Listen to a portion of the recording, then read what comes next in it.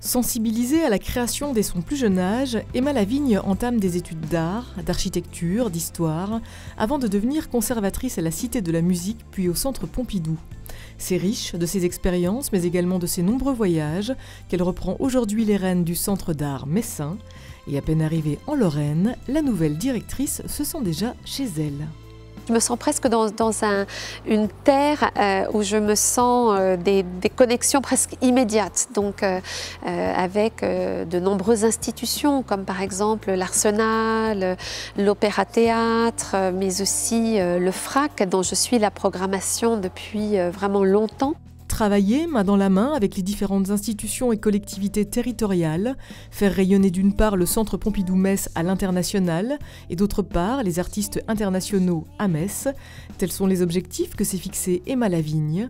Au cœur de ses préoccupations également, le déploiement de la pluridisciplinarité. On a envie véritablement de se servir du Centre Pompidou-Metz comme d'un outil, une caisse de résonance, en fait, de ces liens entre la musique et les autres formes artistiques, l'art, la musique, la danse, le théâtre, donc le cinéma.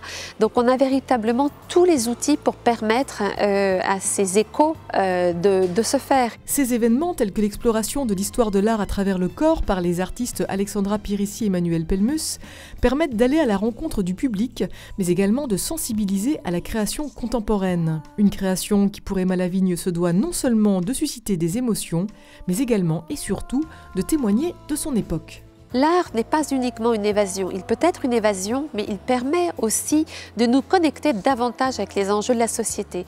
Et c'est quelque chose qui me tient énormément à cœur. C'est comme ça qu'une institution comme le Centre Pompidou-Metz est en phase avec la société et permet aussi aux gens de se sentir concernés. Installé dans le hall du centre, l'arbre à soie de Yoko Ono en est la parfaite illustration. Les visiteurs y inscrivent leurs vœux pour 2015 et pour la paix dans le monde. On se rend compte que cette question de la paix, elle est centrale et il faut véritablement, je l'espère, que tout le monde, des enfants jusqu'aux personnes plus âgées, puissent se sentir chez eux au Centre Pompidou-Metz et s'expriment aussi sur cette espèce d'enjeu collectif. Les expositions que l'on va lancer, qu'il s'agisse de Tania Moreau, de Michel Léris, mais aussi de Andy Warhol, ont tout à leur niveau ce degré d'engagement. Comment les artistes, véritablement, avec des langages parfois complètement nouveaux, vont véritablement faire résonner les enjeux les plus essentiels de leur temps. En juillet, c'est Andy Warhol dont vous découvrirez le côté underground. 2016 interrogera quant à lui le rapport passionnel de l'homme à la nature, tandis que 2017 sera placé sous le signe du Japon.